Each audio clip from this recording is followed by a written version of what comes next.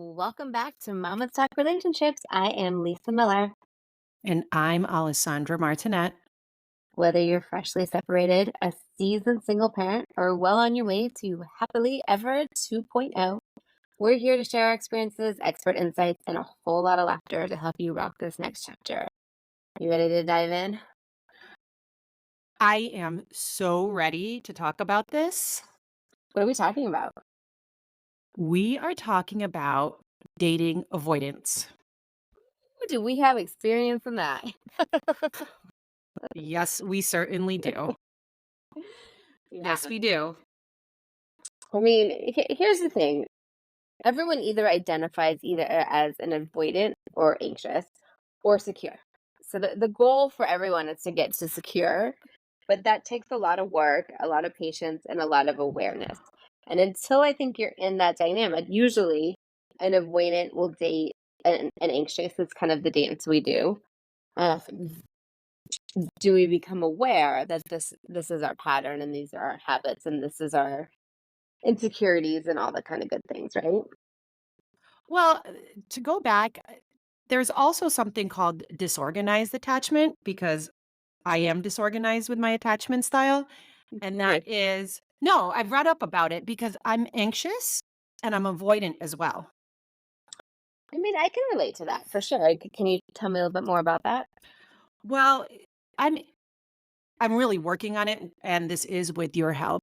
But when I was in a relationship with an avoidant, I was on edge about everything and like every little thing. If there was a change in texting patterns, or if they didn't want to see me one night, or, everyone I'm sure knows the whole list. Everything would make me anxious.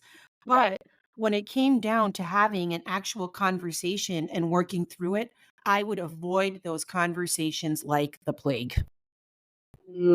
Interesting. Yeah. So, what I'm really hearing is that you're emotionally unavailable to yourself as well. Really? Yeah. I mean, Well, that's I'm part of I'm it. work I'm working on it. I'm certainly working on it, and I feel like I am moving more away from that and more towards a secure place because I'm secure within myself, if that makes sense. Absolutely. And that's really beautiful, right? Here's the thing. When you are avoiding something, it's usually because the emotions are too much. They're too hard for you to handle. So you probably, and correct me if I'm wrong, were in this dynamic wanting your partner to be emotionally available and vulnerable with you, but when he was doing that and then wanted the same from you and you avoided it, you're then becoming emotionally unavailable to yourself.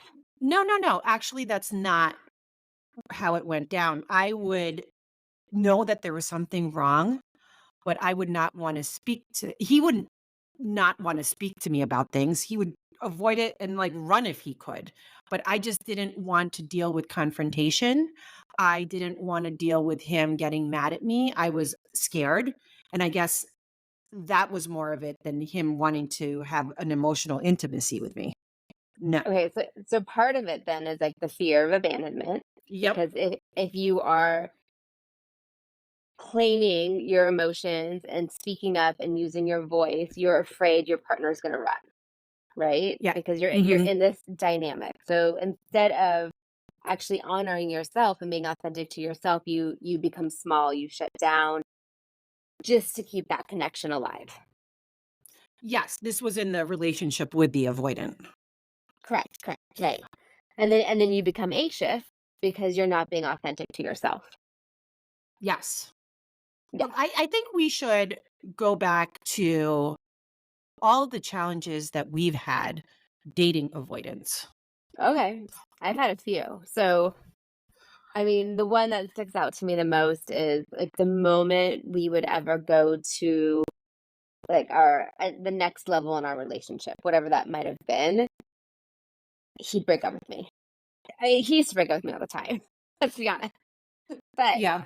there was like very specific times when he would really do it. So there was When you felt you getting close to him, right? Is that yeah.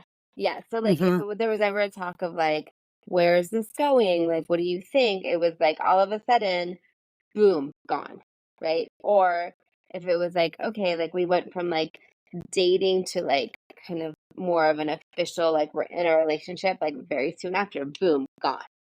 Um, what were some of the other ones? We were just Well, discussing that. what I had noticed in my situation was that they really needed to feel very independent and Hmm. have a completely, well, not completely, they did try to put our lives, like, kind of somewhat ingrain our lives together, but they did not wanna lose their independence, and he would prioritize his independence and to show me that he had that over anything, over my feelings and everything.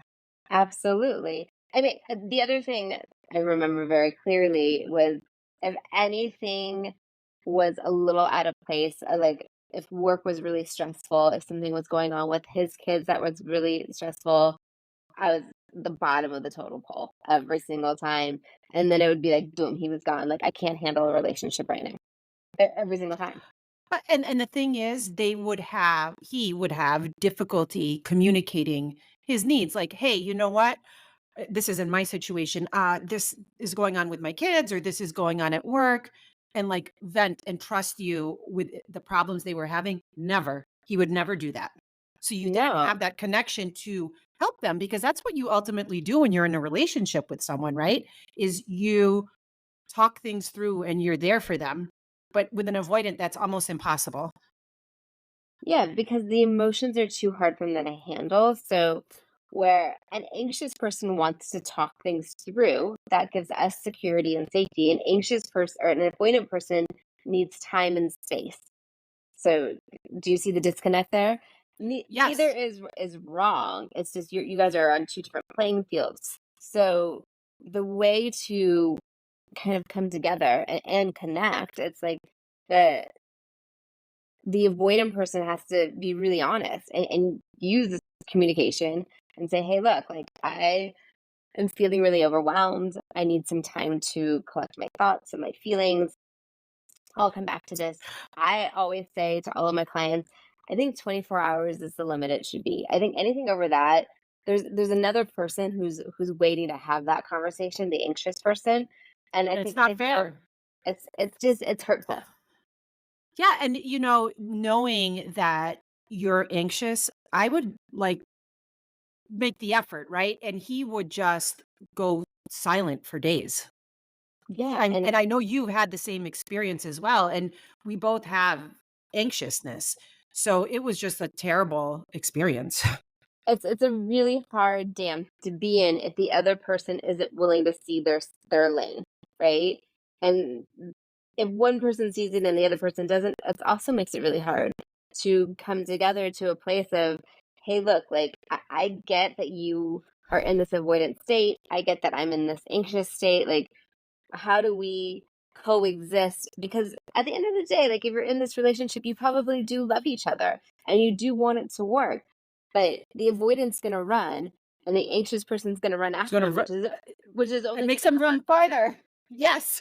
yeah. But let's talk about the patterns with avoidance because you Okay. and I had very similar situations where there was a cycle and it was a pattern. So you would be dating, things would go well. For me, it was like 4 to 6 months.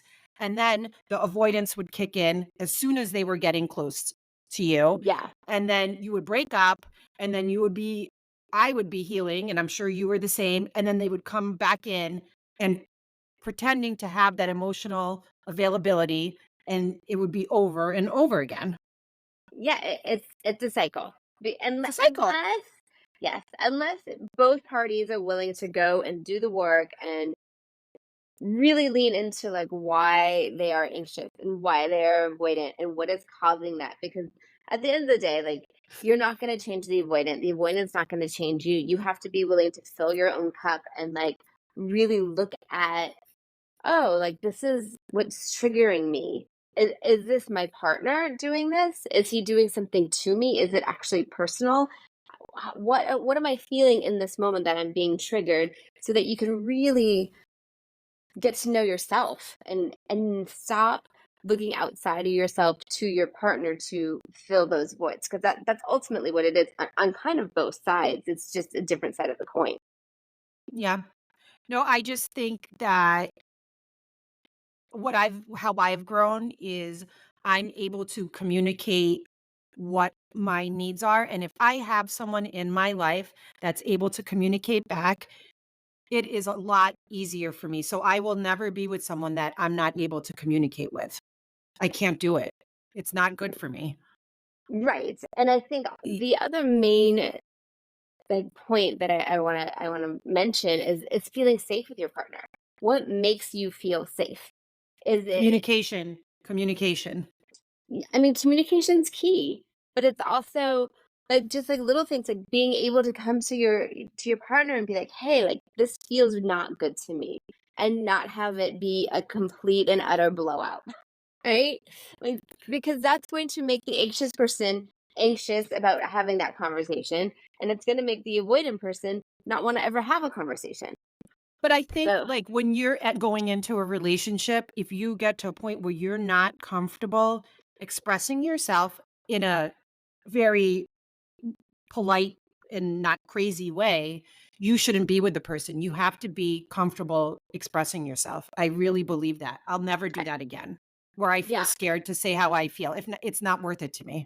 It's really I not. agree. 100%.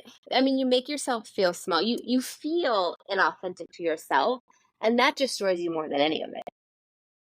Yeah, totally. So, I mean, I agree 100%. I think if you're in a situation where you don't feel safe enough to communicate like where you're at, what's maybe not working for you, not being able to have these like really high level, like deeper conversations, then you're probably not with the right person. And it doesn't make that person wrong. And it doesn't make you wrong. It doesn't make you right either. It doesn't make them right. It just is what it is.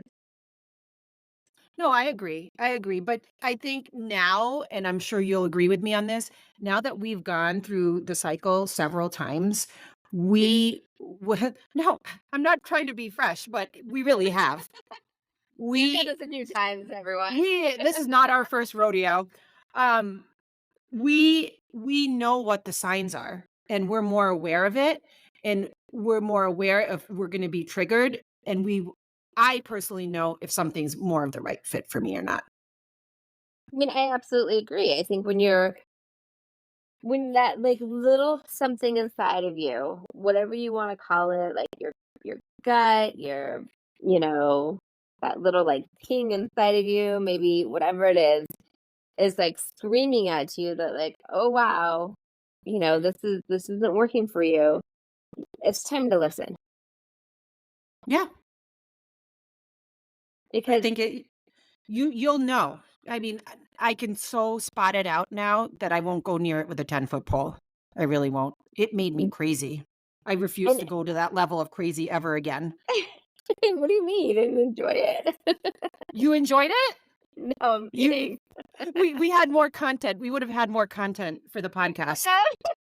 We would have been way more entertaining back then. Oh my god. But no, it's true. It's when you're in it, it's hard to see and it's hard to leave, and like you don't want to believe what's happening. And I'm not saying this to put the other person down. Like most of it, like we have to take responsibility for our part in it, right? And We do, but there's another thing, and I have to be so clear to anyone listening, you're not gonna change him. You're not changing him. no, He's not gonna magically become emotionally available, lovey-dovey. It's not gonna happen. It's not. no, And I you hate have to to tell sound so someone. pessimistic. I hate to sound pessimistic, but it's not happening. I actually don't think it's pessimistic. I think it's just the truth. That just is what it is. Like, It people yeah. don't change. Something I hear a lot is like, well, what if they change for the next person? Unless they do the work, unless they work on themselves, unless they're willing to look in the mirror and say, oh, that was my part. Because what I find a lot, and maybe this was true in your situation too, they're never wrong. It's always your fault, right? Like you're always the one at fault. Yeah. So they're gonna end up just repeating the pattern with someone else.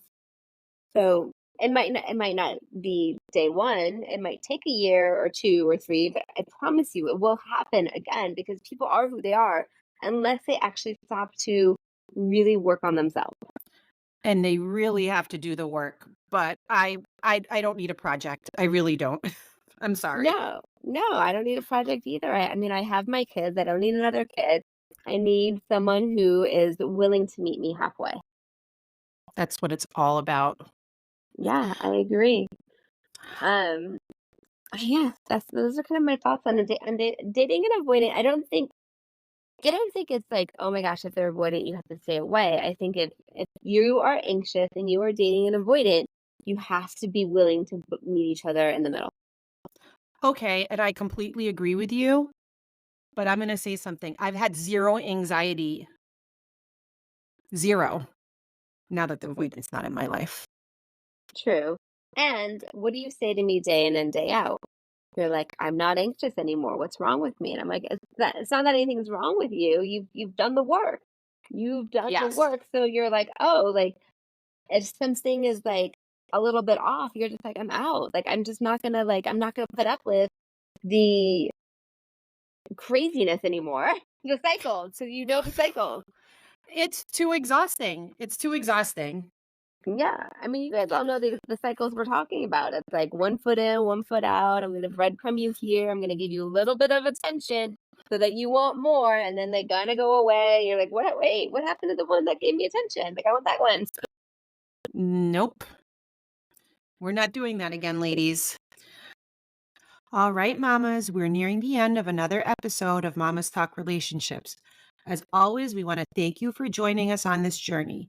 If you're enjoying the podcast, please consider leaving us a review and subscribing wherever you listen to our podcast. We'll be back next week with another insightful, informative, and hopefully entertaining episode on navigating dating and relationships after divorce.